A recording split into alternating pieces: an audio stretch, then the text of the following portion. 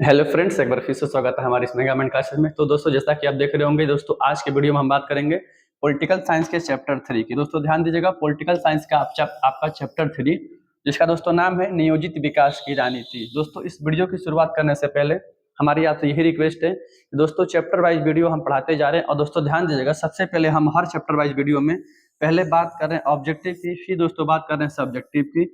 और दोस्तों यहाँ तक कि हम इतने सारे क्वेश्चन बताने का आपको प्रयास कर रहे हैं ताकि एग्जाम पॉइंट ऑफ व्यू से एक एक क्वेश्चन आपके एग्जाम में सॉल्व हो जाए। तो दोस्तों हमारी आपसे बस यही रिक्वेस्ट है कि दोस्तों वीडियो को कम से कम लाइक कीजिए, चैनल को सब्सक्राइब कीजिए, दोस्तों में शेयर करना नहीं भूलिए। तो चलिए दोस्तों, पॉलिटिकल साइंस के 3rd नंबर चैप्टर का क्वेश्चन देखते हैं। पहला क्वेश्चन क्या कर रहे हैं दोस्तों, देखिए पहला क्वेश्चन ऑब्जेक्टिव की दोस्तों बात करेंगे। ऑब्जेक्टिव में आपका पहला क्वेश्चन क्या है, देखते हैं क्वेश्चन। दोस्तों पहला क्वेश्चन है, डॉक्टर एम एस स्वामीनाथन का संबंध किससे? एम एस स्वामीनाथन का संबंध किससे? दोस्तों ध्यान दीजिएगा, 1960 के दशक में, ध्यान दीजिएगा 1960 के दशक में एग्जाम में पहला क्वेश्चन यही बनेगा कि हरित क्रांति की शुरुआत कब मानी जाती है? 1960 के दशक में। 1960 के दशक में दोस्तों कृषि के उत्पाद को बढ़ाने हेतु, फसलों के उत्पाद को बढ़ाने हेतु उन्नत किस्म के बीजों का प्रयोग करके सिंचाई के साधन का प्रयोग करके कृषि के क्षेत्र में बहुत बड़ा परिवर्तन किया गया। और दोस्तों इसी परिवर्तन को हरित क्रांति के नाम से जाना जाता है। और दोस्तों डॉक्टर एम एस स्वामीनाथन का संबंध हरित क्रांति से है। Option D is the right answer. आपके एग्जाम में ये भी क्वेश्चन पूछा है। और दोस्तों पॉलिटिकल साइंस में ये पूछा है, ज्योग्राफी में पूछा है, हरित क्रांति की शुरुआत कब हुई थी? 1966 से 67 के दौरान हुई थी। इस क्वेश्चन को भी याद कर लीजिएगा। दोस्तों एग्जाम में क्वेश्चन यह भी पूछा है कि हरित क्रांति का संबंध किसके उत्पादन से है? दोस्तों हरित क्रांति का संबंध खाद्यान्न फसलों के उत्पादन से है। हरित क्रांति का संबंध खाद्यान्न फसलों के उत्पादन से है। इस क्वेश्चन को भी गांठ बांध के याद कर लीजिएगा। और दोस्तों 1960 के दशक में 1966 से 67 के दौरान हरित क्रांति की दोस्तों शुरुआत से सबसे अधिक जिस फसल का उत्पादन हो गया वो था गेहूं। और ये भी क्वेश्चन गांठ बांध के याद कर लीजिएगा कि दोस्तों सबसे अधिक प्रभाव किस फसल में देखने को मिला? गेहूं में देखने को मिला। ये भी दोस्तों आपके एग्जाम में क्वेश्चन पूछा हुआ है, ध्यान दीजिएगा। चलिए देखते हैं अगला क्वेश्चन क्या कर रहा है श्वेत क्रांति के बारे में। दोस्तों श्वेत क्रांति के बारे में क्वेश्चन आगे पढ़ेंगे, ध्यान दीजिएगा। 1970 में, लगभग 1970 में गुजरात के आनंद नामक शहर में, गुजरात के आनंद नामक शहर से दूध के उत्पादन को लेकर एक शुरू किया गया मुहिम, जिसे दोस्तों श्वेत क्रांति के नाम से जाना जाता है। और दोस्तों इतना न दूध का उत्पादन हो गया जिसे ऑपरेशन फ्लड के भी नाम से हम लोग जानते हैं। नीली क्रांति का संबंध दोस्तों मछली उत्पादन से है, ध्यान दीजिएगा, मछली उत्पादन से। एग्जाम में क्वेश्चन ये वाला नहीं बना हुआ है। ऑपरेशन फ्लड का संबंध किससे? दोस्तों श्वेत क्रांति से ही है। ऐसे क्वेश्चन भी एग्जाम में बना हुआ है। देखते हैं अगला क्वेश्चन क्या है दोस्तों। अगला क्वेश्चन है हमारी नियोजन व्यवस्था। दोस्तों पंडित जवाहरलाल नेहरू की जब सरकार 1947 में बनी थी, दोस्तों भारत के प्रथम प्रधानमंत्री पंडित जवाहरलाल नेहरू ने बना था। और दोस्तों भारत के प्रथम प्रधानमंत्री पंडित जवाहरलाल नेहरू ने नियोजन का प्रतिमान सोवियत संघ से अपना लिया। क्या किया? नियोजन का प्रतिमान सोवियत संघ रूस से अपना लिया। और दोस्तों हमारी जो विचारधारा है, मोनोपोली है, वो लोकतांत्रिक समाजवाद पे आधारित है। Option C is the right answer, ध्यान दीजिएगा। उदारवाद की दोस्तों शुरुआत लगभग 1990 के आसपास में हुई थी। इस क्वेश्चन को भी गांठ बांध के याद कर लीजिएगा। देखते हैं अगला क्वेश्चन क्या है दोस्तों। अगला क्वेश्चन है पंचवर्षीय योजनाएं। हमने अभी जस्ट चर्चा किया था दोस्तों, क्या चर्चा किया था? भारत के प्रथम प्रधानमंत्री पंडित जवाहरलाल नेहरू के प्रयासों से पंडित जवाहरलाल नेहरू ने नियोजन व्यवस्था को, नियोजन की प्रक्रिया अर्थात नियोजन व्यवस्था को सोवियत संघ रूस से क्या किया? इन्होंने लिया था। कहाँ से लिया? सोवियत संघ रूस से लिया था। और दोस्तों इसी के तर्ज पर भारत में योजना आयोग की स्थापना हुई। योजना आयोग की स्थापना हुई। और दोस्तों योजना आयोग के कार्यों को भली भांति संपन्न कराने हेतु भारत में 1951 में पंचवर्षीय योजनाओं को लाया गया। 5 वर्षों का प्लान बनाकर किसी एक क्षेत्र में विकास कार्य को आगे बढ़ाना था। इसी दोस्तों बोला गया पंचवर्षीय योजना। Option B is the right answer. Option B is the right answer. अब ये सारा क्वेश्चन एग्जाम में पूछा हुआ है, ठीक है। प्रथम पंचवर्षीय योजना का कार्यकाल 1951 से 1956 तक था, कृषि से संबंधित था, हेरोल्ड डोमर मॉडल पे आधारित थी, हेरोल्ड डोमर मॉडल पे आधारित थी। इसको भी गांठ बांध के याद कर लीजिएगा। एग्जाम में क्वेश्चन क्या बनेगा, द्वितीय पंचवर्षीय योजना 1956 से 1961 तक थी। इसका संबंध पीसी महानलोबिस, पीसी महानलोबिस विचारधारा पर यह आधारित थी। ध्यान दीजिएगा, उस समय के सांख्यिकी के प्रथम अध्यक्ष थे ये वाला पीसी महानलोबिस, पीसी महानलोबिस। आप एग्जाम में क्वेश्चन पूछा गया है कि द्वितीय पंचवर्षीय योजना 1956 से 61 तक चली थी। दोस्तों द्वितीय पंचवर्षीय योजना किस विचारधारा पर थी, तो पीसी महानलोबिस विचारधारा पर थी। ध्यान दीजिएगा, इसमें दोस्तों उद्योग धंधों को महत्व प्रदान किया गया था। ध्यान दीजिए। अगला देखते हैं दोस्तों, अगला क्वेश्चन क्या है आपका, अगला क्वेश्चन है पंचायती राज क्या है। दोस्तों क्या हुआ, 1957 में बलवंत राय मेहता समिति, ध्यान दीजिएगा, 1957 में बलवंत राय मेहता समिति बनी थी। दोस्तों बलवंत राय मेहता समिति की सिफारिश पर, क्वेश्चन को गांठ बांध लीजिएगा, बलवंत राय मेहता समिति की सिफारिश पर भारत में त्रिस्तरीय पंचायती राज स्थापना की शुरुआत की गई थी। सबसे नीचे दोस्तों था ग्राम पंचायत, इसको भी गांठ बांध के याद कर लीजिएगा, ग्राम पंचायत। ऊपर थी पंचायत समिति, क्या थी, उसके ऊपर थी पंचायत समिति, सबसे ऊपर था जिला परिषद, सबसे ऊपर था दोस्तों जिला परिषद। एक स्तर, दो स्तर, तीन स्तर हो गया त्रिस्तरीय। ध्यान दीजिएगा, आपसे एग्जाम में क्वेश्चन क्या पूछेगा, बलवंत राय मेहता समिति का संबंध किससे है, पंचायती राज व्यवस्था से। क्या दोस्तों भारत में पंचायती राज व्यवस्था किस समिति की सिफारिश पर है, बलवंत राय मेहता समिति की सिफारिश पर है।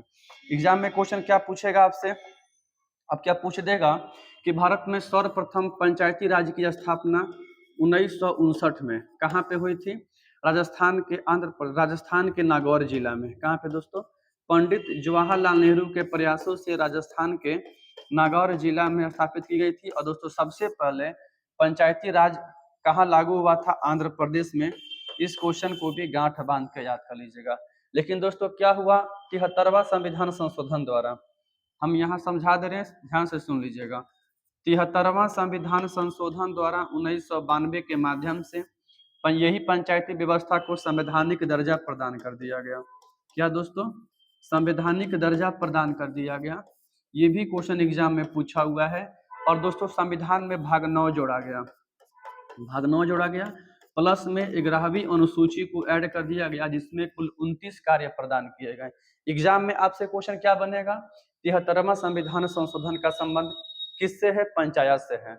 बलवंत राय मेहता समिति का संबंध, ओ भाई साहब, किससे है, पंचायत से है। संविधान के भाग 9 का संबंध किससे है, पंचायती राज व्यवस्था से। 11वीं अनुसूची में ग्राम पंचायत के लिए कुल कितने प्रकार के कार्य का उल्लेख किया गया है, कुल 29 प्रकार के कार्य का उल्लेख किया गया है। ठीक है, और दोस्तों इतना सारा क्वेश्चन पूछा हुआ है। ये भी पूछा हुआ है 73वां संविधान संशोधन कब हुआ था, 1992 में हुआ था। ध्यान दीजिएगा, 73वां संविधान संशोधन 1992 में हुआ था। ध्यान दीजिए। लेकिन दोस्तों 73वां संविधान संशोधन 1992 में तो खैर प्रभाव में नहीं आया, लेकिन दोस्तों 24 अप्रैल, इस क्वेश्चन को गांठ बांध के याद कर लीजिएगा, 24 अप्रैल 1993 को, 24 अप्रैल दोस्तों 1993 को 73वां संविधान संशोधन दोस्तों प्रभाव में आया था। इसीलिए दोस्तों प्रति वर्ष 24 अप्रैल को पंचायती राज दिवस के रूप में हम लोग मनाते हैं। इस क्वेश्चन को गांठ बांध के याद कर लीजिएगा। रही बात इतना सारा क्वेश्चन बताने का मेन रीजन, दोस्तों एग्जाम टफ होते जा रहा है। ध्यान देने योग्य बात यही है कि आपको सारा पढ़ना पड़ेगा, सारा के सारा पढ़ना पड़ेगा। यहाँ तक कि इसको भी याद कर लीजिएगा, अशोक मेहता समिति, अशोक मेहता समिति का संबंध कितने स्तरीय, दोस्तों अशोक मेहता समिति ने एक पंचायत के लिए कितने स्तरीय करने की सिफारिश किया था, 2 स्तरीय। ऑप्शन ऊपर वाला जो दिया है ना, 2 स्तरीय, 2 स्तरीय। ध्यान दीजिएगा, इन्होंने कहा था एक पंचायत को 2 स्तर का होना चाहिए। 2 स्तरीय का संबंध अशोक मेहता समिति से है। लेकिन दोस्तों त्रिस्तरीय पूछा हुआ है, आपको पूरा क्वेश्चन याद करना पड़ जाएगा, एक एक क्वेश्चन। एग्जाम में क्वेश्चन क्या पूछा है, भारत में सर्वप्रथम पंचायती राज की स्थापना किस राज्य में हुई थी, राजस्थान राज्य में। किस जिला में, नागौर जिला में। नागौर जिला के किस गांव में, बगदरी गांव में। कौन गांव में, ये भी बता दे रहे हैं, हाथों लगे, बगदरी गांव में। कौन गांव में दोस्तों, बगदरी गांव में, बगदरी गांव, ध्यान दीजिएगा। ठीक है, रुक जा 1 मिनट। और सबसे पहले लागू कहाँ हुआ था? आंध्र प्रदेश में लागू हुआ था। एग्जाम पॉइंट ऑफ व्यू से क्वेश्चन क्या बनेगा आपसे एग्जाम में कि पंचायती संविधान के भाग 9 में, संविधान के भाग 9 में दोस्तों, संविधान के भाग 9 के तहत एक पंचायत का उल्लेख संविधान के अनुच्छेद 343 में किया गया है। किसमें किया गया है? 343। एग्जाम में क्वेश्चन क्या पूछेगा? अनुच्छेद 343 का संबंध किससे है? तो पंचायती राज व्यवस्था से है। और दोस्तों, ग्राम पंचायत में महिलाओं के लिए 1/3 सीट को आरक्षित किया गया है। इस क्वेश्चन को भी गांठ बांध के याद कर लीजिएगा। 1/3 सीट को आरक्षित किया गया है। मतलब दोस्तों, एक ग्राम पंचायत में पंचायती राज व्यवस्था के तहत एक महिलाओं को 33.3% सीटें आरक्षित की गई है। लेकिन दोस्तों, पूरे भारत का एकमात्र राज्य हमारा बिहार है। कौन है? पूरे भारत का एकमात्र राज्य कौन है? हमारा बिहार है। जो दोस्तों ग्राम पंचायत में महिलाओं के लिए क्या, जो ग्राम पंचायत में महिलाओं के लिए दोस्तों क्या किया है? 50% सीटें आरक्षित कर दी है। 1/2, ध्यान दीजिएगा। आपको कमेंट बॉक्स में आंसर क्या देना है देखते हैं कि महिलाओं के लिए 50% आरक्षण करने वाला सबसे प्रथम राज्य बिहार कब बना था? बिहार कब? दोस्तों ऑप्शन है 2004, 2005, 2006, 2007। बिहार ने सर्वप्रथम महिलाओं के लिए ग्राम पंचायत में 50% सीटें आरक्षित करने की सिफारिश को कब लागू किया था? कब किया था? कमेंट बॉक्स में आंसर दे दीजिए, ध्यान दीजिएगा। देखते हैं अगला क्वेश्चन। अगला क्वेश्चन है, किस अनुच्छेद के तहत पंचायतों को संवैधानिक दर्जा प्रदान किया गया है? 73वां संविधान संशोधन के तहत। 73वां संविधान संशोधन 1992 के तहत दोस्तों ध्यान दीजिएगा, संविधान में अनुच्छेद 343 में संविधान के भाग 9 को भी जोड़ दिया गया और 11वीं अनुसूची में इसके लिए कुल 11 कार्य का वर्णन कर दिया गया। अनुच्छेद 243। हाँ दोस्तों, सॉरी, 243 होगा, 343 नहीं होगा। यहाँ हमने गलत आंसर बता दिया था। 343 रॉन्ग आंसर हो जाएगा। 343 नहीं, 243। ठीक है, ये तो राजभाषा से संबंधित है। ये भी क्वेश्चन इसी में है। 243 हो जाएगा। 243 option B is the right answer, ध्यान दीजिए। देखते हैं अगला क्वेश्चन दोस्तों। अगला क्वेश्चन क्या है? 20 सूत्री कार्यक्रम का मुख्य उद्देश्य क्या था? दोस्तों एक काम कीजिएगा, 20 सूत्री प्लस में 10 सूत्री कार्यक्रम को एक बार देख कर जाइएगा। बिल्कुल आंख से देख कर तर्क कर जाना है। Option A is the right answer. शिक्षा में आत्मनिर्भरता दोस्तों इसका मुख्य उद्देश्य था, ध्यान दीजिएगा। हरित क्रांति का मुख्य उद्देश्य क्या था? ऑप्शन सी को एक बार निहार लीजिए। हाँ, निहारना भी वर्ड है, हमारे यहाँ झांकता निहारता सब है दोस्तों, इसको भी याद कीजिए। चलिए आगे देखते हैं दोस्तों। अगला क्वेश्चन क्या है? पंचायत समिति के प्रमुख कौन होते हैं? कुछ नहीं, सरपंच होते हैं। ग्राम पंचायत का मुखिया होता है, ठीक है, और पंचायत समिति कौन होता है? सरपंच होता है। इसको भी ध्यान दीजिएगा। और दोस्तों एग्जाम में क्वेश्चन पूछा हुआ है, पंचायत का चुनाव लड़ने हेतु, पंचायत का चुनाव लड़ने हेतु एक व्यक्ति की उम्र सीमा न्यूनतम कितनी होनी चाहिए? 21। दोस्तों 21 वर्ष, 21 वर्ष होनी चाहिए। इस क्वेश्चन को भी गांठ बांध लीजिएगा। देखते हैं अगला क्वेश्चन। अगला क्वेश्चन है, किस पंचवर्षीय योजना में गरीबी हटाओ कार्यक्रम, देखिए गरीबी हटाओ कार्यक्रम की बात हो रही है, गरीबी हटाओ का नारा नहीं। दोस्तों अगर गरीबी हटाओ का नारा पूछता आपसे एग्जाम में, आपको आंसर बताना है 5वीं पंचवर्षीय योजना। इंदिरा गांधी ने गरीबी हटाओ का नारा 5वीं पंचवर्षीय योजना के दौरान दिया था। लेकिन दोस्तों यहाँ पूछ रहा है कि विशेष स्थान कब दिया गया? क्वेश्चन वो बोल रहा है कि गरीबी हटाओ कार्यक्रम को विशेष स्थान दिया गया था 6ठी पंचवर्षीय योजना। Option D is the right answer, ध्यान दीजिएगा। ठीक है, आगे देखते हैं अगला क्वेश्चन।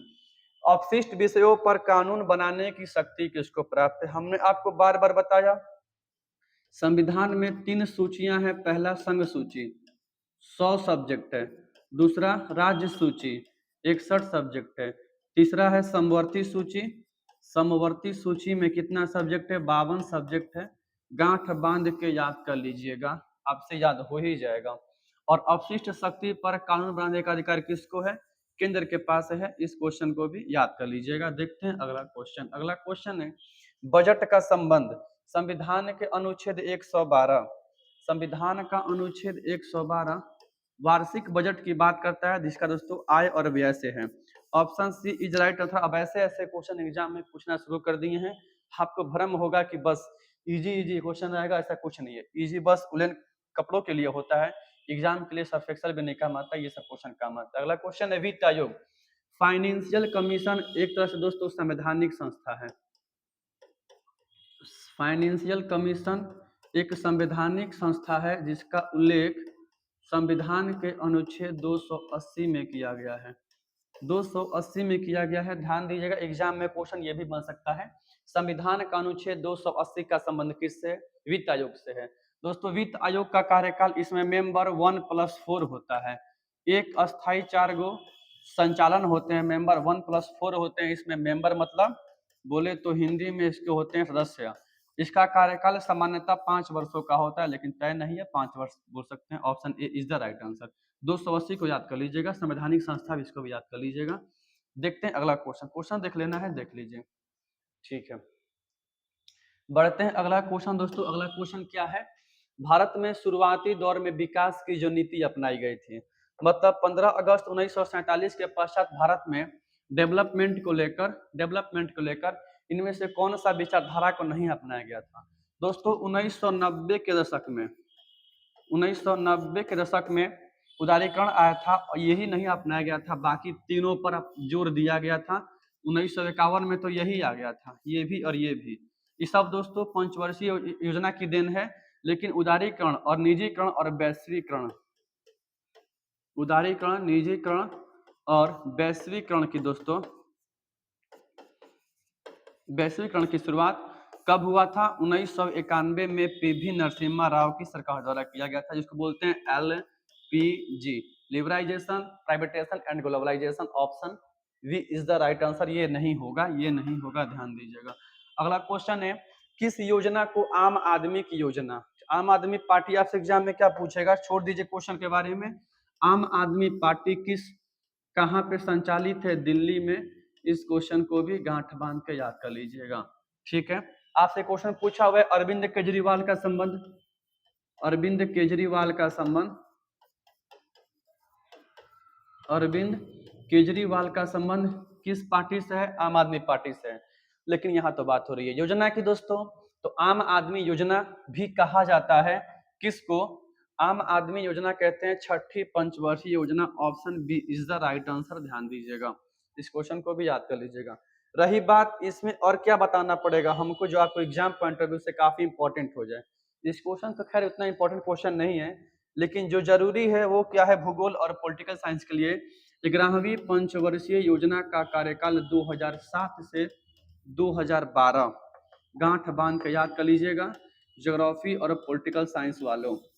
12वीं पंचवर्षीय योजना का कार्यकाल 2012 से 2017 थी। इस क्वेश्चन को भी गांठ बांध लीजिएगा। अब तक कुल 12 पंचवर्षीय योजना आ चुकी थी, 12वीं बीच में ही खत्म कर दी गई, ध्यान दीजिएगा। अगला क्वेश्चन है ऑपरेशन फ्लड का संबंध। चलिए देख लेते हैं क्वेश्चन को, यही क्वेश्चन खोज रहे थे हम दोस्तों। 1970 के आसपास में 1970 के आसपास में गुजरात के आनंद नामक शहर से, गुजरात के आनंद नामक शहर से, अब ये क्यों बोल रहे हैं आनंद शहर? हम क्वेश्चन एग्जाम में पूछा हुआ था आनंद किस राज्य में स्थित है? गुजरात में स्थित है। दूध के उत्पादन को लेकर कई तरह के मुहिम चलाए गए, उसी के तहत अमूल क्रांति भी आया था। कौन क्रांति? अमूल, अमूल क्रांति भी आई थी, ठीक है, ध्यान दीजिएगा, अमूल क्रांति भी आई थी। और दोस्तों इसमें इतना नाधिक परिवर्तन देखने को मिल गया, श्वेत दूध के उत्पादन को लेकर नाम पड़ गया व्हाइट रिवॉल्यूशन, बोले तो श्वेत क्रांति। दोस्तों इसके जनक डॉक्टर वर्गीज कुरियन को कहा जाता है। क्वेश्चन को गांठ बांध के याद कर लीजिएगा, वर्गीज कुरियन। आपसे एग्जाम में क्वेश्चन क्या बनेगा कि डॉक्टर वर्गीज कुरियन का संबंध किस क्षेत्र से है? श्वेत क्रांति से है। भारत में श्वेत क्रांति के जनक कौन है? डॉक्टर वर्गीज कुरियन है। आनंद नामक शहर कहाँ स्थित है? गुजरात में स्थित है। ऑपरेशन फ्लड की शुरुआत दोस्तों कहाँ से हुई थी? गुजरात से हुई थी, ठीक है, ऑप्शन ऐसे हो जाएगा।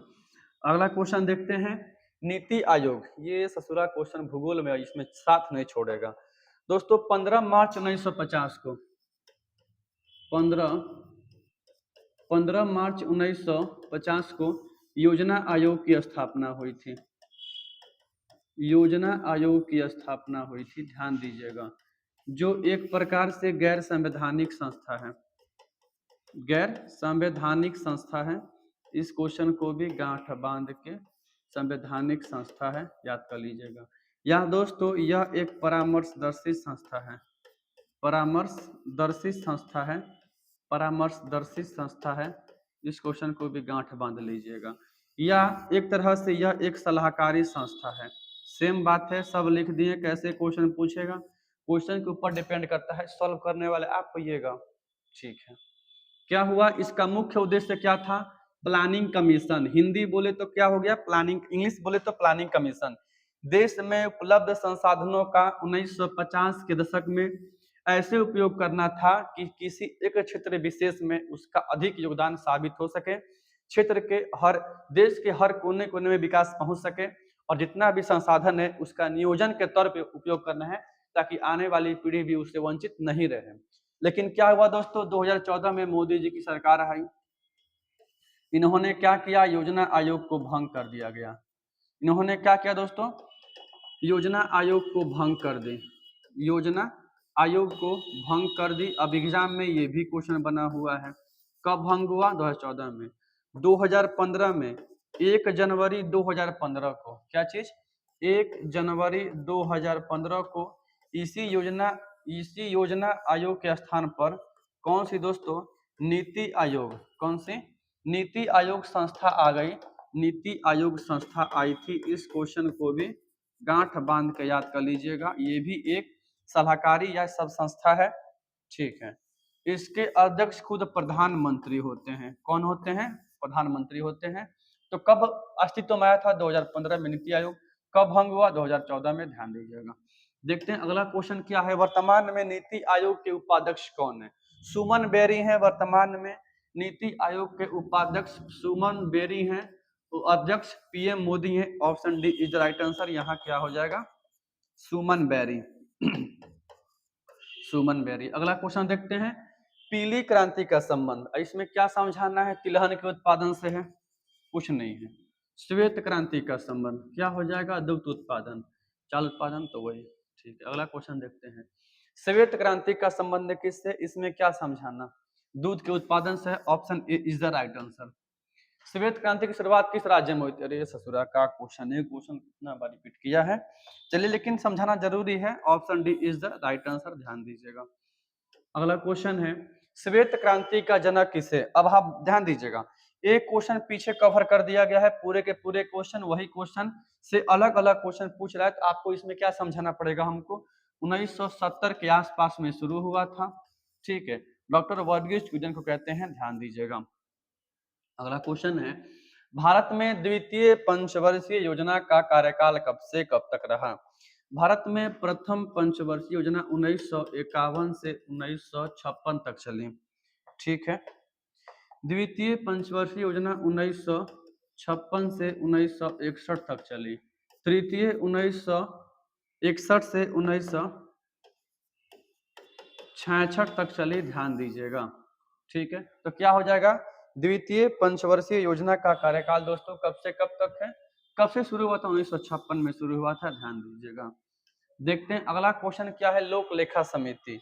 दोस्तों यह एक ऐसी समिति है जिसका मुख्य काम केंद्रीय स्तर पर रुपए पैसे को लेकर लेखा जोखा करना है, आय व्यय को लेकर बंटवारा करना है, लोक लेखा समिति बोलते हैं दोस्तों। लोक लेखा समिति में 15 मेंबर होते हैं लोकसभा से, याद कर लीजिएगा, 7 होते हैं राज्यसभा से, ये भी गांठ बांध लीजिएगा।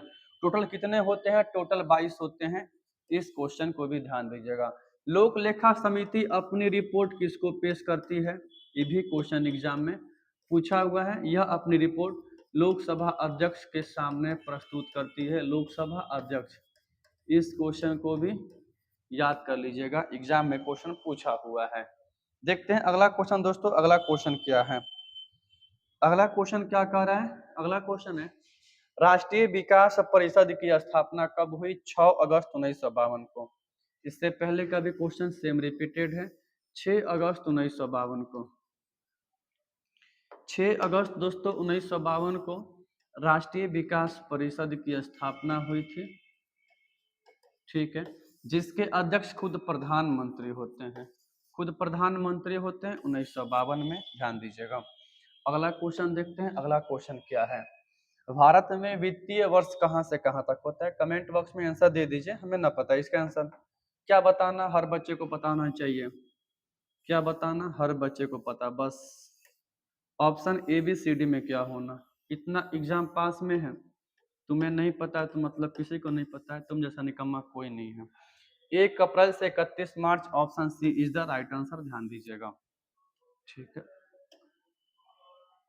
अगला क्वेश्चन है, हरित क्रांति का सर्वाधिक लाभ किस अनाज में देखने को मिला? दोस्तों ध्यान दीजिएगा, हरित क्रांति का सर्वाधिक लाभ गेहूं में देखने को मिला। इससे पहले भी क्वेश्चन पढ़ा दिया गया है, option D is the right answer. देखते हैं अगला क्वेश्चन क्या है। भारतीय अर्थव्यवस्था क्या है? तो पूंजीवादी और समाजवादी दोनों का मिला जुला रूप है। दोस्तों option C is right answer, 10th का पेपर में है, ये तो सब 10th से हम लोग जानते हैं। इसमें क्या बताना हमें, ठीक है। अगला क्वेश्चन देखते हैं। अब देखिए इजी क्वेश्चन है तो उसमें एक्सप्लेनेशन इससे पहले का वीडियो अपलोड हो चुका है, कई को 2025 से संबंधित कई को वीडियो हमने पढ़ाया है, आपके लिए बहुत इंपॉर्टेंट वीडियो है, आप उसको देखिए, एक वीडियो बने मत रहिए, ठीक है। देख लिए और देखिए वीडियो, इसमें जितना वीडियो आपसे बनता है। योजना आयोग भंग करके कौन सा आयोग बना था? बताइए, कौन आयोग बना था? नीति आयोग बना था। अध्यक्ष कौन होते हैं? खुद पीएम होते हैं। वित्त आयोग का उल्लेख संविधान का अनुच्छेद 280 में किया गया है, ठीक है। अगला क्वेश्चन है, प्रधानमंत्री मोदी जी किस दल के हैं? अब ये बताने वाला क्वेश्चन है बीजेपी। बताने वाला क्या क्वेश्चन है? भारतीय जनता पार्टी की स्थापना कब हुई? 6 अप्रैल 1980 को। ये क्वेश्चन को भी गांठ बांध के याद कर लीजिएगा। देखते हैं अगला क्वेश्चन क्या है। योजना आयोग किस वर्ष भंग कर दिया गया था? दोस्तों योजना आयोग कब भंग हो गया? 2014 में। क्या बन गया स्थान पर? नीति आयोग, ध्यान दीजिएगा। अगला क्वेश्चन है, 1952 में किस संस्था की स्थापना हुआ था? दोस्तों अभी जस्ट हमने बताया था 6 अगस्त 1952 को नीति आयोग, सॉरी, राष्ट्रीय विकास परिषद, NDC, national development, NDC, national development council की स्थापना हुई थी 6 अगस्त 1952 को। Option C is the right answer, ठीक है। देखते हैं अगला क्वेश्चन क्या है। गरीबी हटाओ का नारा 5वीं पंचवर्षीय योजना के दौरान इंदिरा गांधी ने दिया था। इस क्वेश्चन को भी गांठ बांध के याद कर लीजिएगा, इंदिरा गांधी ने दिया था, ठीक है। 5वीं पंचवर्षीय योजना के दौरान, मेन तो क्वेश्चन यही बताना था हमको, ठीक है, लेकिन नारा काम नहीं हुआ, ठीक है ना, वो सब एक तरह का हवा था कि हाँ हमें चुनाव जीतना है। अगला क्वेश्चन है, द्वितीय पंचवर्षीय योजना का कार्यकाल कहां से कहां तक है? प्रथम का तो ये हो गया, ठीक है, द्वितीय का 1956 से, ठीक है, 61 के बीच हो जाएगा, जिसका मुख्य उद्देश्य उद्योग धंधों को बढ़ावा देना था। क्या चीज? धंधा को बढ़ावा देना। अगला क्वेश्चन देखते हैं, राष्ट्रीय विकास परिषद के अध्यक्ष कौन होते हैं? दोस्तों एनडीसी, नेशनल डेवलपमेंट काउंसिल के अध्यक्ष कौन होते हैं? राष्ट्रीय विकास परिषद की स्थापना 6 अगस्त 1952 को हुई थी। इसके अध्यक्ष खुद प्रधानमंत्री होते हैं, ध्यान दीजिएगा। वर्तमान में वित्त मंत्री कौन है? निर्मला सीतारमण। अगला क्वेश्चन है, 10 सूत्री कार्यक्रम किसके द्वारा शुरू किया गया था? कमेंट बॉक्स में आंसर दे दीजिए, 10 सूत्री कार्यक्रम किसने शुरू किया? प्लस में अभी पीछे बचाए थे आप लोग को हम पीछे कि 20 सूत्री कार्यक्रम किसने शुरू किया था? दोनों का आंसर कमेंट बॉक्स में दीजिए, देखते हैं कितने लोग आंसर देता है, ध्यान दीजिएगा। अगला क्वेश्चन है, तीसरी पंचवर्षीय योजना की अवधि कहां से कहां तक थी? 61 से 66 के दौरान थी, सेवा क्षेत्र से जुड़ा हुआ था, ठीक है, ध्यान दीजिएगा। अगला क्वेश्चन है, निम्न में से कौन एक संवैधानिक संस्था नहीं है? ध्यान दीजिएगा, कौन एक संवैधानिक संस्था नहीं है? वित्त आयोग का उल्लेख संविधान का अनुच्छेद 280 में है, संवैधानिक संस्था है। यूपीएससी का उल्लेख संविधान के अनुच्छेद 315 में है, ठीक है। चुनाव आयोग का उल्लेख संविधान का अनुच्छेद 324 में है, 2024 में एग्जाम में पूछा जा चुका है। लेकिन नीति आयोग एक गैर संवैधानिक संस्था है, संवैधानिक संस्था नहीं है, ध्यान दीजिएगा। देखते हैं दोस्तों अगला क्वेश्चन है,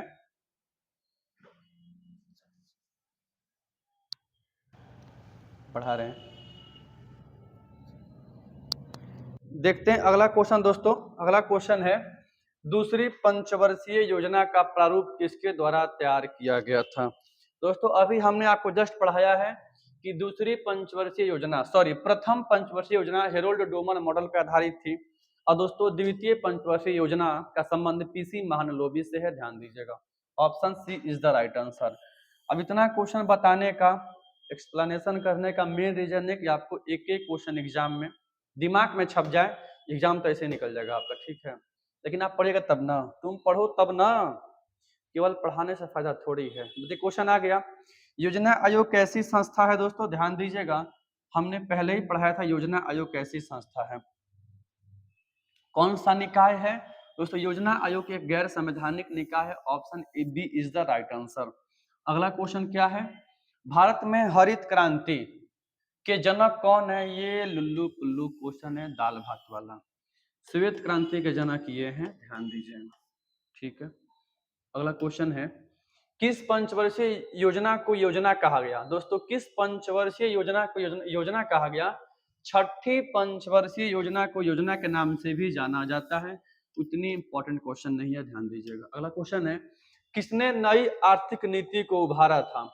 हाँ तो public sector, option B is the right answer. नई आर्थिक नीति, आर्थिक हित को, ठीक है। अगला क्वेश्चन देखते हैं, 20 सूत्रीय कार्यक्रम किस प्रधानमंत्री ने? हमने जस्ट अभी आपसे पूछा, क्या पूछा कि 20 सूत्रीय कार्यक्रम की शुरुआत किसने किया था? कमेंट में बता दीजिए। यहां तक कि 10 सूत्रीय कार्यक्रम की शुरुआत किसने किया, इसको भी कमेंट बॉक्स में आंसर दे दीजिए। ये सब क्वेश्चन बदनाम है, इससे पहले भी कई बार कवर किए हुए ये सब क्वेश्चन। ये वाला क्वेश्चन क्या है दोस्तों? 12वीं पंचवर्षीय योजना। दोस्तों 12वीं पंचवर्षीय योजना का कार्यकाल कहां से कहां तक था? 2012 से 2017 के बीच में था, बीच में ही इसको खत्म कर दिया गया, ठीक है। 2012 से 2017 तक था प्रस्तावित। इसका मुख्य उद्देश्य त्वरित और अधिक समावेशी विकास पर ध्यान देना था, option B is the right answer. अगला क्वेश्चन है, 12वीं पंचवर्षीय योजना की अवधि क्या थी? ले अभी यही तो क्वेश्चन था यहाँ बताया हुआ, मतलब आप एक एक क्वेश्चन कवर करो तो काफी तय। 12 से 17 हो जाएगा, तो क्या होगा 12 से 17। 11वीं का कहां से कहां तक था? 2007 से 2012 11वीं पंचवर्षीय योजना थी, इसको भी गांठ बांध के याद कर लीजिएगा। अगला क्वेश्चन है, प्रथम पंचवर्षीय योजना की शुरुआत हुई थी? प्रथम पंचवर्षीय योजना 1951 में हुई थी, ध्यान दीजिएगा। बांग्लादेश एक अलग राष्ट्र के रूप में कब उभर कर सामने आया? 1971 में। Question is the very important question in your 12th exam, ध्यान दीजिएगा। 1951 में क्या हुआ? एलपीजी की शुरुआत हो गई। Liberalisation, privatisation and globalisation, PV Narasimha Rao की सरकार थी। फाइनेंशियल मिनिस्टर कौन थे? वित्त मंत्री कौन थे? मनमोहन सिंह थे, ध्यान दीजिएगा। अगला क्वेश्चन है, आप क्वेश्चन पढ़िए, समझ में एक एक क्वेश्चन आएगा। योजना आयोग की स्थापना कब हुई? क्या क्वेश्चन पूछ रहा है, 1950 में हुई थी, ध्यान दीजिएगा। अगला क्वेश्चन है, एम एस स्वामीनाथन का संबंध, एम एस स्वामीनाथन का संबंध किससे है? अब ये क्वेश्चन बताना पड़ेगा हमें, अब ये सारा क्वेश्चन बताना पड़ेगा। जब 47 क्वेश्चन तक आ चुके हैं और आप वीडियो अभी क्लिक करके देख ही रहे हैं, तो सोचो ये सब क्वेश्चन आपके लिए दाएं हाथ तक खेल हैं, ठीक है। क्या होगा? ये हो जाएगा हरित क्रांति। अगला क्वेश्चन है, हरित क्रांति का क्या दुष्प्रभाव पड़ा था? हरित क्रांति से क्या नेगेटिव फैक्ट पड़ा था? वस्तुओं का अधिक उत्पादन हो गया था, ये तो सही है। कृषि का मशक्तीकरण किया गया था, ठीक है। सामाजिक तनाव में बढ़ोतरी हो गई थी, option D is the right answer. अगला क्वेश्चन है, सार्वजनिक क्षेत्र के लिए सार्वजनिक क्षेत्र के लिए विकास का लक्ष्य सबसे पहले किस पंचवर्षीय योजना में अपनाया गया था? विकास का लक्ष्य सार्वजनिक क्षेत्र में, option B is the right answer. दूसरी पंचवर्षीय योजना 1956 से 1961 के बीच में, ध्यान दीजिएगा। अगला क्वेश्चन है, राष्ट्रीय विकास कहा क्वेश्चन पूछा रे 6 अगस्त 1952 को, बोले तो नेशनल डेवलपमेंट काउंसिल एनडीसी। अगला क्वेश्चन है, सामाजिक न्याय के साथ, सामाजिक न्याय सोशल जस्टिस के साथ, सामाजिक न्याय के साथ विकास का सूत्र, सामाजिक न्याय के साथ विकास का सूत्र किस पंचवर्षीय योजना में अपनाया गया था? चौथी पंचवर्षीय योजना, ध्यान दीजिएगा। और ये क्वेश्चन काफी इंपॉर्टेंट है क्योंकि दोस्तों इसके जस्ट बाद 5वीं में इंदिरा गांधी ने गरीबी हटाओ का नारा दिया था, ठीक है, गरीबी हटाओ का नारा। ये भी क्वेश्चन एग्जाम में बन जाता है। अगला क्वेश्चन है, किस पंचवर्षीय योजना में समाज की समाजवादी प्रतिमान को साकार करने का लक्ष्य रखा गया था? समाज की समाजवादी प्रतिमान दूसरी पंचवर्षीय योजना, option D is the right answer, ठीक है। मतलब दोस्तों सोचिए इसमें कितनी योजनाएं संबंधित क्वेश्चन है, आपको तो इसको रट के पढ़ना पड़ेगा, खासकर एक्सप्लेनेशन इसका। विघटित योजना आयोग के पदेन अध्यक्ष, मतलब जो 2014 में योजना आयोग को भंग कर दिया गया था, बन गया क्या 2015 में नीति आयोग, उसके अध्यक्ष भी कौन होते हैं? पीएम होते हैं। बदल के पूछा हुआ है। अगला क्वेश्चन कुछ नहीं है, सब्जेक्टिव। दोस्तों सब्जेक्टिव में आपसे देखा जाएगा संविधान की विशेषताएं, ठीक है। अब यहां से क्वेश्चन क्या क्या बनेगा? भारतीय संविधान की विशेषताओं का वर्णन करें। दोस्तों वीडियो आगे और करने से पहले हमारी बस आपसे यही रिक्वेस्ट है कि यदि अब तक का वीडियो अच्छा लगा तो वीडियो को लाइक कीजिए, ठीक है, और दोस्तों कम से कम उसको दोस्तों में शेयर कीजिए ताकि ये गरीब का भला हो जाए। देखते हैं दोस्तों संविधान की प्रमुख विशेषताएं कौन कौन सी है। संविधान की प्रमुख विशेषताएं आपको दिख रहा होगा, एक एक क्वेश्चन पहले देख लीजिए, दिख रहा है, पढ़े देखिए पहले, दिख रहा है कि नहीं दिख रहा है?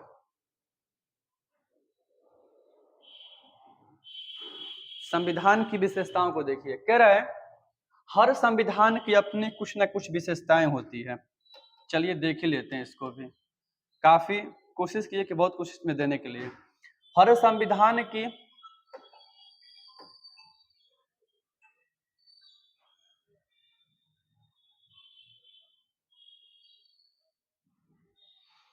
हर संविधान की अपनी विशेषताएं होती हैं, हर संविधान की अपनी विशेषताएं होती है जिन्हें देखकर उसकी संपूर्ण व्यवस्था के बारे में जानकारी प्राप्त हो सकती है। यही बात भारत के संविधान के बारे में कही जा सकती है।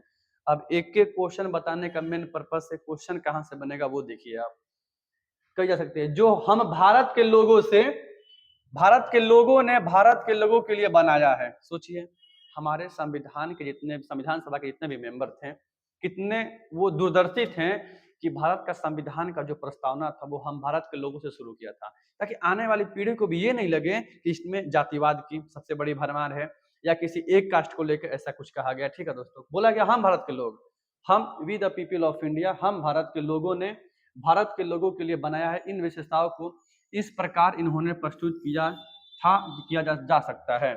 करें उपयोजनशीलता, उपयोजनशीलता करें संविधान निर्माता गण अपने देश की आवश्यकताओं लोगों की आकांक्षाओं तथा समकालीन परिस्थितियों से अवगत थे, ठीक है, अवगत थे, अतः उन्होंने अन्य देशों के संविधान की उन व्यवस्थाओं एवं संस्थाओं को लिया जो अपने देश के लिए उपयुक्त उपयोगी हो सकती थी।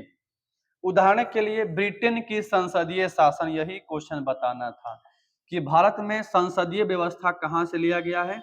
ब्रिटेन के संविधान से लिया गया है। एग्जाम में क्वेश्चन बन चुका है, आपसे बनने की संभावना है, ठीक है। सुप्रीम कोर्ट एवं न्यायिक समीक्षा की व्यवस्था अमेरिका से लिया गया है। दोनों क्वेश्चन को याद कर लीजिएगा। मतलब न्यायिक पुनरावलोकन की शक्ति अमेरिका से लिया गया है, संसदीय व्यवस्था लोकसभा सभा ब्रिटेन से लिया गया है, ध्यान दीजिएगा। देखते हैं अगली क्या विशेषता है दोस्तों। अगली विशेषता क्या है? अगली विशेषता है कि निर्मित एवं लिखित संविधान, हमारा जो भारत का सबसे बड़ा लिखित संविधान है वो कर है यह विश्व का, दिखाई दे रहा होगा आपको, एक बार पहले पढ़ लीजिए आप लोग, पहले बार पढ़ लीजिए इसको।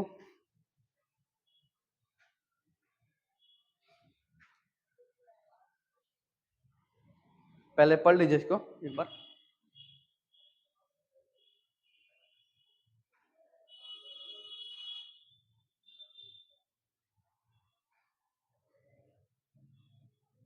कह रहे हैं यह विश्व का सबसे अधिक लिखित संविधान है। प्रस्तावना के बाद इसमें 395 अनुच्छेद पूछा हुआ है, 22 भागों में बांट दिया गया है। अंततः अनुसूचियों के माध्यम से भी इसमें रखा, जिसमें कुल 8 अनुसूचियां थी, अभी वर्तमान में कुल 12 अनुसूचियां हैं, ध्यान दीजिएगा। तीसरा क्या है, प्रभु सत्ता संपन्न समाजवादी पंथ निरपेक्ष लोकतांत्रिक गणराज्य हमारा भारत है। कर है इसने भारत को प्रभुता संपन्न राज्य बना दिया। अब भारत किसी विदेशी सत्ता के अधीन नहीं है, बिल्कुल हम आजाद परिंदा है। इसने लोकतांत्रिक समाजवाद को मान्यता दी, जिसका रूप इंग्लैंड के फेबियनवाद से मिलता जुलता है। भारत में अनेक धर्म व मत हैं, अतः सभी को समान महत्व दिया गया है। भारत पंथ निरपेक्ष है, अर्थात यहाँ धर्म के आधार पर कोई भेदभाव नहीं किया जा सकता है, ना कभी हो सकता है, ना होने की प्रबल संभावना है। देश में लोकतांत्रिक व्यवस्था है, सत्ता जनता के पास निहित है, जिसका प्रयोग उसके निर्वाचित प्रतिनिधियों के हाथों में है। शासन सीमित एवं उत्तरदायी है, बिल्कुल हमारे यहाँ है। राष्ट्रपति का पद निर्वाचित है, राजतंत्र नहीं है, गणतंत्र, इसीलिए वह राज्य का अध्यक्ष है। और भारत हमारा क्या है, गणतंत्र है, ध्यान दीजिएगा। यही इसकी प्रमुख विशेषता है। आगे देखते हैं अगली क्या इसकी प्रमुख विशेषता है। अगली प्रमुख विशेषता दोस्तों देख लीजिएगा, संसदीय शासन प्रणाली के बारे में। कर है भारत में संसदीय शासन प्रणाली है, जिसको लिया गया है ब्रिटेन से, इसलिए राष्ट्रपति को राज्य अध्यक्ष बनाया गया है, जिसकी सत्ता नाम मात्र की है। क्वेश्चन एग्जाम में बना हुआ है, संघ की कार्यपालिका की नाम मात्र की शक्ति किसके हाथ में है, राष्ट्रपति के हाथ में है। ध्यान किधर गया, राष्ट्रपति के हाथ में है। वास्तविक शक्ति मंत्री परिषद के पास है, जिसका अध्यक्ष खुद प्रधानमंत्री होता है। ये भी क्वेश्चन बना हुआ है कि संघ की कार्यपालिका की नाम मात्र की शक्ति किसके पास में है, राष्ट्रपति, ठीक है। और वास्तविक शक्ति रियल पावर प्रधानमंत्री के हाथ में निहित है, जो सामूहिक रूप से लोकसभा के प्रति उत्तरदायी होती है। एग्जाम में क्वेश्चन पूछा हुआ है कि मंत्री परिषद के अध्यक्ष खुद प्रधानमंत्री होता है, वो किसके प्रति उत्तरदायी है दोस्तों, लोकसभा के प्रति उत्तरदायी है। ये भी क्वेश्चन एग्जाम में पूछा हुआ है कि मंत्री परिषद सामूहिक रूप से किसके प्रति उत्तरदायी है, लोकसभा के प्रति। मंत्री परिषद तभी तक पदासीन हो सकता है जब तक उसे लोकसभा का विश्वास मत प्राप्त है। ऐसी व्यवस्था राज्यों में भी है, जहां गवर्नर को, राज्यपाल को अध्यक्ष बनाया गया है, किंतु वास्तविक शक्ति मंत्री परिषद के पास है, जो सामूहिक रूप से विधानसभा के प्रति उत्तरदायी है। क्वेश्चन पूछा हुआ आपसे ऐसे क्वेश्चन पूछा हुआ है, संघ की कार्यपालिका की वास्तविक शक्ति प्रधानमंत्री, संघ की कार्यपालिका की नाम मात्र की शक्ति राष्ट्रपति, राज्य की कार्यपालिका की वास्तविक शक्ति मुख्यमंत्री, नाम मात्र की शक्ति राज्यपाल। संघ की मंत्री परिषद सामूहिक रूप से किसके प्रति उत्तरदायी है, लोकसभा के प्रति। और राज्य की दोस्तों मंत्री परिषद सामूहिक रूप से उत्तरदायी है किसके प्रति, विधानसभा के प्रति। ध्यान दीजिएगा। 1976 के 42वें संविधान संशोधन, याद कीजिएगा, ने राष्ट्रपति को अपने मंत्री परिषद के परामर्श के अनुसार कार्य करना बाध्यकारी बना दिया गया है। ये तो क्वेश्चन खैर नहीं पूछा एग्जाम में, लेकिन ध्यान दीजिएगा 42वां संविधान संशोधन कब हुआ था, 1976 में, जिसके तहत कहा गया कि यदि राष्ट्रपति को मंत्री परिषद की एक बार भेजा गया सलाह नहीं मानेगा, दूसरी बार मानने के लिए उसको बाध्य कर दिया गया है। और दोस्तों संविधान संशोधन संबंधी विधेयक को मानने के लिए 24वां संविधान संशोधन 1900 जो हुआ था 71-78 में, उसको मान्य किया गया। ध्यान दीजिएगा, ये वाले क्वेश्चन याद कर लीजिएगा आप लोग। अगला क्वेश्चन इसका देखते हैं, क्या विशेषता है, एकीकृत न्यायपालिका, इंटीग्रेटेड जुडिशियरी। कर है संघीय व्यवस्था में केंद्र एवं प्रांतों के बीच शक्तियों का विभाजन किया गया है, ताकि दोनों सरकार अपने अपने क्षेत्र में काम कर सके। प्रांतों की अपनी न्यायपालिका होती है, लेकिन भारत में सर्वोच्च न्यायालय शिखर पर है। ये क्वेश्चन एग्जाम में पूछा जा चुका है। सबसे ऊंचा कौन है, सुप्रीम कोर्ट है, तब हाई कोर्ट है, तब डिस्ट्रिक्ट कोर्ट है, तब सब ऑर्डिनेट कोर्ट है, तब क्या है, पंचायत है। ध्यान दीजिएगा। राज्यों के उच्च न्यायालय उसके नीचे है। संसद अपने कानून से उच्च न्यायालयों के अधिकार क्षेत्र का निर्धारण कर सकती है, तथा सर्वोच्च न्यायालय किसी उच्च न्यायालय के निर्णय को पलट सकता है। अब सबसे सर्वोपरि है, सबसे ऊंचा है, सर्वोच्च न्यायालय के निर्णय एवं निर्देश देश की सभी अदालत पर लागू होता है, किसी को इग्नोर करने की जरूरत नहीं पड़ेगी। ठीक है, इसका छठी क्या विशेषता है, न्यायिक समीक्षा, जुडिशियल रिव्यू, दोबारा आप न्याय की समीक्षा कर सकते हैं। करें सर्वोच्च न्यायालय एवं उच्च न्यायालय, सर्वोच्च न्यायालय को संविधान के अनुच्छेद 32 के तहत, उच्च न्यायालय को 226 के तहत न्यायालय को यह शक्ति दी गई है कि वह चुनौती दिए गए राज्य के किसी कानून या आदेश समीक्षा, अनुच्छेद 13